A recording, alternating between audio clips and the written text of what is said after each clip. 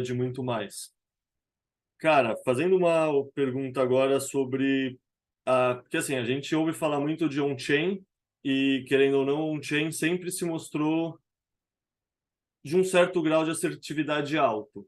Ao mesmo tempo, tem a Lightning, que está crescendo, o Taproot dizem que é uma atualização que também teria melhorado a privacidade das transações, e também tem os CoinJoins, a mixagem de moedas. O quanto você vê em sentido isso já afetar, e se isso não acontece ainda, isso é uma preocupação no futuro, pensando do ponto de vista de capacidade e resolução de análise on-chain? No momento, eu acho que não influenciou ainda significativa, com uma significância muito grande, não a ponto de eu precisar me preocupar no sentido de isso corromper alguma análise ou disso corromper alguma coisa. Como eu falei, nesse momento, nessa estrutura atual de mercado, e isso ainda vai, eu acredito que ainda vai levar alguns aninhos também desse mesmo modelo. O Bitcoin acaba sendo, pelo menos no sentido de preço, né? Acaba sendo um produto das negociações que acontecem no mercado, né? Então, o que faz o preço é justamente essas negociações, e essas negociações, elas são geralmente em larga escala.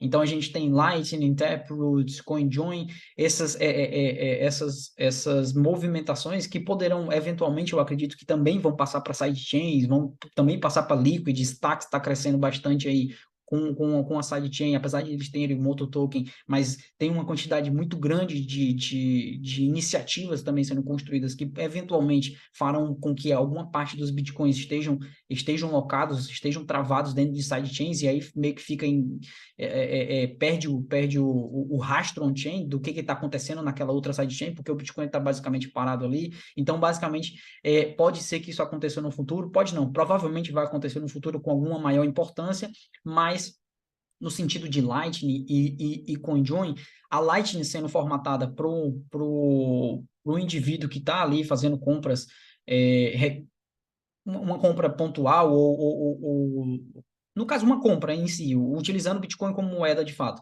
né? Ele não faz a precificação do Bitcoin, né? Então, se a gente observar na análise on-chain como uma formatação de compreender a precificação do Bitcoin, não só isso, também pode servir para analisar a rede, etc., mineração, blá, blá, blá.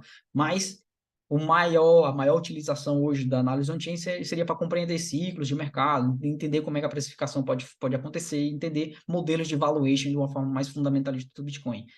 O que acontece é que essas compras, da mesma forma que acontece com dólar, com euro, com as moedas fiat, a compra, o indivíduo, quando compra alguma coisa com dólar, ele não vai impactar o preço do dólar no mercado cambial, por exemplo. O que vai impactar no mercado cambial são movimentações dos estados. Por quê? Porque essa moeda é uma moeda fiat. Então, o que vai impactar é taxa de juros, é também a própria capacidade. Por ser um mercado muito líquido, acaba tendo pouca influência de grandes players, mas já a gente trazendo para o Bitcoin, a gente não tem estados que controlam o Bitcoin, e a gente não tem algum indivíduo que poderia vir a interferir dentro da precificação do Bitcoin, fazendo, por exemplo, controle de câmbio, etc. Isso não existe. Então, a gente tem a outra ponta, que é a própria negociação do Bitcoin, a negociação descentralizada do Bitcoin. Nesse sentido, o Bitcoin tem baixa liquidez ainda, então é um market cap ainda baixo. Isso significa que grandes entidades ainda têm capacidade de fazer preço, grandes entidades têm capacidade de influenciar o mercado no curto e médio prazo.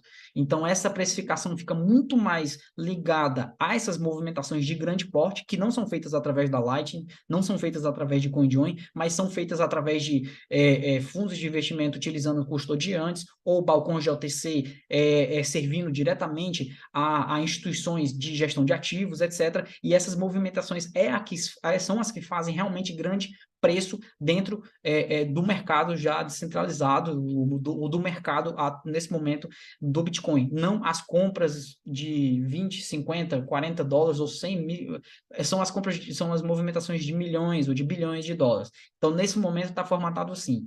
Caso a gente vá passar, caso não, se a gente tiver essa formatação de mercado desenvolvida na Lightning, aí a situação mudaria completamente. Se nós tivéssemos um mercado completamente desenvolvido dentro da Lightning, que fornecesse uma liquidez gigantesca para que esses players conseguissem executar essas ordens, isso poderia impactar. Mas até que isso aconteça, eu acredito que vai levar um bom tempo, e aí entra uma outra questão, né? A outra questão que fica é, se a gente passar completamente a utilizar segundas camadas, como a Lightning, e a gente deixar de fazer transações on-chain, qual o impacto que isso teria nos incentivos dos mineradores, né? Então, qual o impacto que isso teria também dentro da própria rede em si, no sentido de mineradores receberem boa parte ali do capital que eventualmente eles vão receber, boa parte do lucro ou do que eles conseguem por conta de taxas no futuro, né? Nesse momento, cerca de 98% da receita de mineração é proveniente de emissão, né? De emissão de moedas, e apenas 2%. Num bull market, que é quando acontecem mais transações, esse valor chega muito próximo de 50%. Então, nos bull markets anteriores, chegou a ter mais ou menos 60 e alguma coisa por cento por conta de emissão, mas a receita de taxa chegou a 40%, 30%. Se isso passar para uma Lightning, qual seria o incentivo do minerador nesse momento quando a receita de mineração por emissão começar a reduzir? Então já entra uma outra questão, né? Como é que vai estar formatado esse mercado? E eu acredito que isso vai ser um estudo que provavelmente a gente vai ter que refazer, independente do que eu falar agora, independente do achismo que eu justificar agora, a gente vai ter que refazer esse estudo daqui uns 10, 15 anos. Mas respondendo a pergunta de forma mais simples, nesse momento não impacta. Todas essas soluções de escalabilidade são importantes, estão crescendo, e eu acredito que ainda vão continuar crescendo e vão continuar abocanhando mais mercado do Bitcoin, mas nesse momento elas são praticamente insignificantes no que diz respeito à precificação do Bitcoin. Você fez Perfeito. 2 perguntas ou foi só uma? Eu já Não, não não, foi lembro. só essa, foi essa. Ah, Foi tá. Taproot, CoinJoin, Lightning, tudo como isso afeta on-chain. Mas eu tinha uma sensação parecida, querendo ou não, qual é o tamanho da Lightning versus a transação das baleias. As baleias não fazem transação em Lightning, querendo ou não. Exato. É o que você falou, o volume de comprar um cafezinho é um pingo no oceano que é a liquidez do Bitcoin atual, né? Não, não faz nada. Eu vou fazer agora a última pergunta, mas antes disso, só deixar um aviso para o sobrinho que a gente não vai ter tempo de fazer todas as perguntas que você fez, porque eu conversei com o Cauê antes de começar, e ele tem pouco tempo hoje, então também já deixo o convite para o Cauê para depois a gente gravar um segundo episódio só focado em análise on-chain, dinâmicas internas, indicadores, tudo relacionado a como a análise on-chain se relaciona com Bitcoin. Mas eu vou falar agora que eu tenho sim um indicador favorito, que é um indicador que na minha cabeça funciona muito como indicador de adoção, que é o indicador de endereços com 0,1 Bitcoin até 10 Bitcoins. E se você olhar esse indicador, você vê que, no fundo, é basicamente uma reta que vai devagar e sempre subindo, subindo e subindo. Tipo, tem uns picos maiores nos bull markets, mas no fundo ele vai subindo devagar. Beto, eu deixei de te ouvir. Você deixou de me ouvir? Me escuta? Avisa quando voltar. Pronto, tô vendo, tô vendo. Tá. Então, esse indicador, acho que você já viu ele basicamente mostra uma reta que vai subindo devagar e sempre constantemente. Por que esse indicador, para mim, ele é muito interessante, é o que eu mais gosto de acompanhar? Porque, para mim, ele mostra a taxa de adoção e um aumento de demanda constante pelo Bitcoin. E por que isso é importante?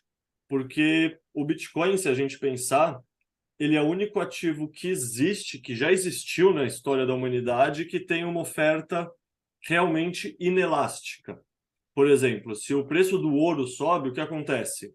A gente procura mais minas de ouro, a gente minera o rejeito, que é a sobra da mineração, porque se o preço subir o suficiente, lá tem um certo teor de ouro que vale a pena você reprocessar. Ou seja, um aumento de demanda gera automaticamente um aumento de oferta. Com Bitcoin isso não acontece. E isso não vai acontecer. Tipo, toda a dinâmica do Bitcoin significa o quê? Que cada vez vai ter mais demanda, se a gente considerar que a adoção tende a aumentar de uma maneira constante, para cada vez menos oferta. E o que é interessante? Que, beleza, daí o preço vai subir por uma questão de oferta e demanda, e aí supostamente esse preço subir fariam mais pessoas venderem seu Bitcoin porque estão com vontade e, portanto, gerar esse aumento de oferta também. Mas, como tem esse indicador que mostra essa adoção de 1 a 10 Bitcoins acontecendo, tem uma tendência que, no longo prazo, essas pessoas vão cada vez mais absorvendo liquidez e, no fundo, vai ter menos liquidez para o resto do ecossistema que fica especulando sem entender essa tese do Bitcoin como poupança do exército do DCA. Isso tende a acontecer uma hora e, de novo, essas pessoas, tipo, eu sou uma dessas pessoas, vários amigos, provavelmente você é uma dessas pessoas, vários amigos nossos da comunidade são essas pessoas. O preço do Bitcoin disparando até $1 milhão, eu não vou vender todos os meus Bitcoins, eu vou vender o mínimo possível de Bitcoin. E o que isso significa? Isso significa que vai entrar cada vez menos Bitcoin conforme o preço sobe. Não é que vai entrar mais Bitcoin que nem entra o ouro.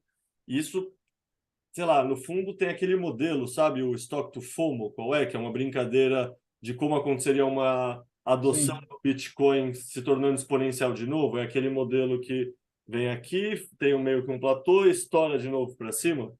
Para mim, esse modelo realmente reflete o que tende a acontecer com a nossa psique humana quando chegar nessa escassez absoluta, o tamanho do FOMO que pode bater, sabe? Eu lembro que eu estava conversando isso com o João Grilo esses dias, tipo, como pensar nessa questão de aumento de demanda com oferta inelástica. E para mim a resposta é o estoque to FOMO. Então, falando tudo isso, eu queria te perguntar, o que você pensa do estoque to FOMO? Porque eu já justifiquei que meu indicador favorito é um que mostra uma adoção e, para mim, eu acho muito difícil descartar o estoque do FOMO, entende? Tipo, ele parece o modelo mais otimista, mais altista de todos, mas eu acho difícil descartar ele, pelas lógicas inerentes à adoção do Bitcoin, mais oferta inelástica, mais pessoal fazendo DCA constante. Só voltando ali no que você estava falando de indicador, eu acho que eu acho um indicador, quando eu estava falando de indicadores que fazem preço em si, né? Então, tipo, preço de ciclo, etc. Eu acho que tem um que é exatamente esse mesmo viés, só que talvez ele ainda transmita ainda melhor do que só a absorção de quantidade de Bitcoin, porque eventualmente essa absorção de quantidade de Bitcoin, ela vai ser impactada por conta da quantidade de distribuição de moedas dentro da rede. Agora, o que poderia vir a ser constante é a quantidade de moedas que estão imóveis, por exemplo. E uma dos indicadores curiosos da gente observar, justamente porque ele dá até uma perspectiva ainda mais interessante na visualização de ciclos, a quantidade de moedas que está imóvel há pelo menos um ano. E essa quantidade de moedas que está imóvel há um ano, ela é crescente, então ela está sempre subindo, indicando que cada vez mais indivíduos estão propensos a não gastarem, ou se precisarem gastar, gastarem o mínimo possível e ainda manter uma parte dos seus bitcoins imóveis e parados ali para o longo prazo, quanto ela também traz essa visão de períodos de euforia e períodos de maior acumulação de mercado. Então, você vê que os investidores que são mais propensos ao longo prazo, eles têm a tendência natural de realizarem alguma parte desse capital ou de até de se desprender de parte desse capital durante as altas de preço e voltarem a acumular durante as baixas de preço. E você vê um indicador que ele mais ou menos ele vai fazendo assim, só que vai subindo. Ele vai subindo e descendo, e depois, quando ele sobe de novo, ele já sobe acima do topo anterior. E aí, quando ele cai, mas não abaixo do fundo anterior. E ele vai meio que fazendo assim, de acordo com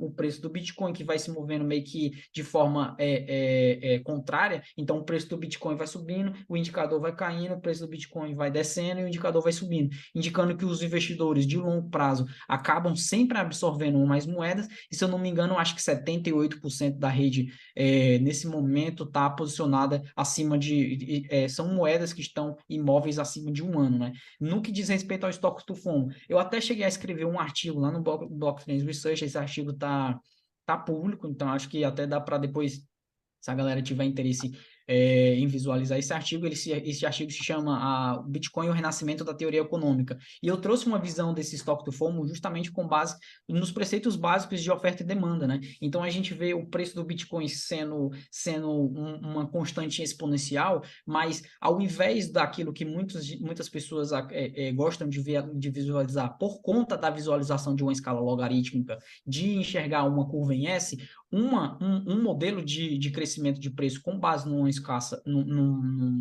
numa oferta escassa, no caso de uma oferta inelástica, como você falou, dentro de um gráfico de oferta e demanda, uma oferta inelástica ou uma demanda inelástica também, independente do vetor, ele é uma reta ou na horizontal ou na vertical. No caso da oferta inelástica, ela é uma reta na vertical, né? Então, uma reta na vertical significa que vai chegar um determinado momento onde ele vai parar e ele nunca mais vai ser emitido, tendo como base aqui o eixo de quantidades e um eixo de preço, né? Então, o eixo das quantidades vai chegar um momento, e esse momento é em 21 milhões de unidades, ele vai deixar de ser emitido, então ele tem uma barreira ali, né? Enquanto o preço segue como uma função da demanda, né? E como o preço é uma função da demanda, ele vai chegar um momento onde ele vai eventualmente ser impulsionado para cima, justamente por conta que ele vai se aproximando cada vez mais da quantidade limite de bitcoins. Então, numa visão não logarítmica, numa visão linear, a curva de oferta, aliás, a curva de preço com base na demanda, ou com base na adoção, seria uma curva em J. Isso é curioso, porque ele vai crescendo e à medida que ele vai ficando cada vez mais próximo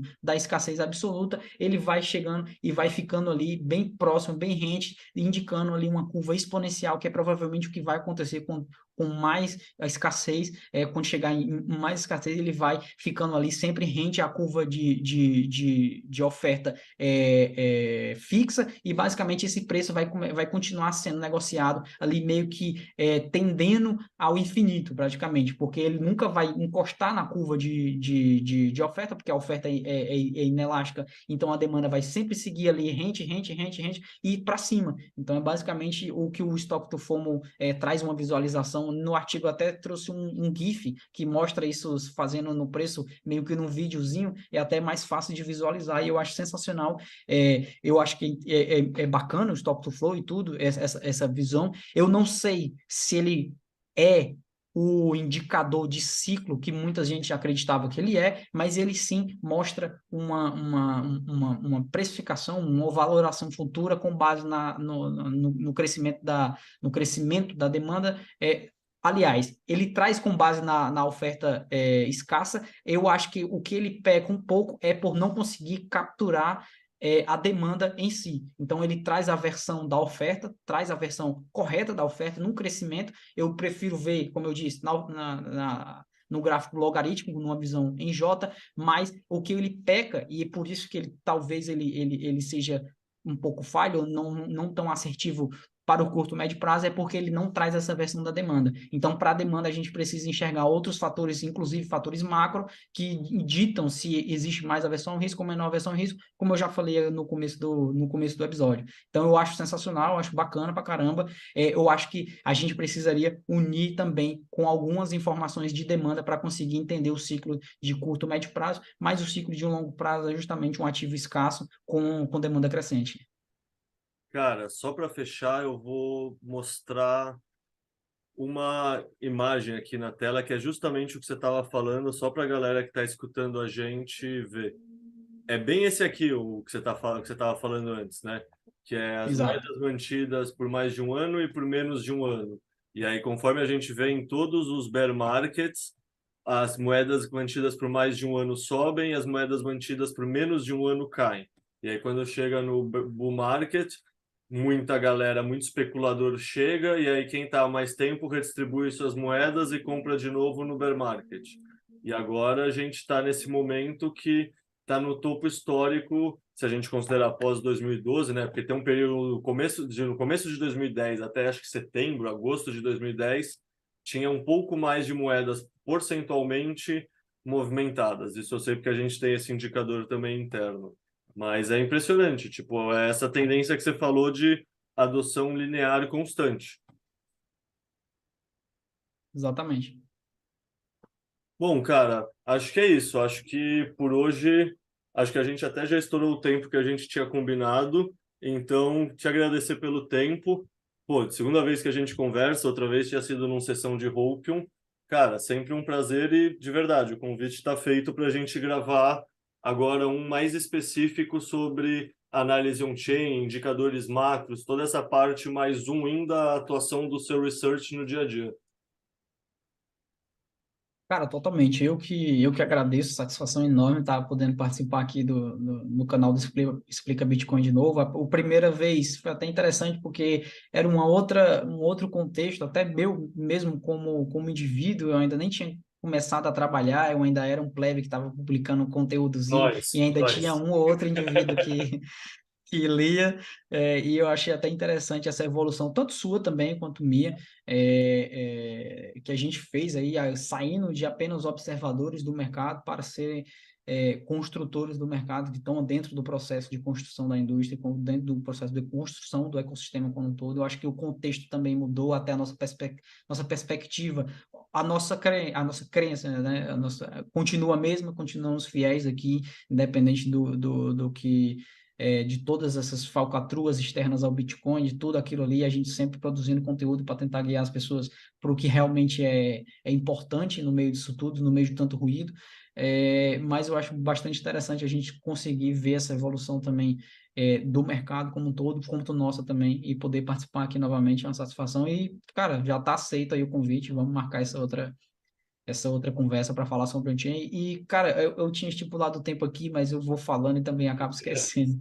Falar Acontece. sobre o on-chain é tipo tu falando sobre mineração ou falando sobre.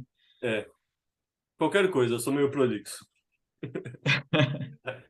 Bom, Show. valeu, Cauê. Aquele abraço. Obrigado pelo seu tempo. Eu que agradeço. Até a próxima.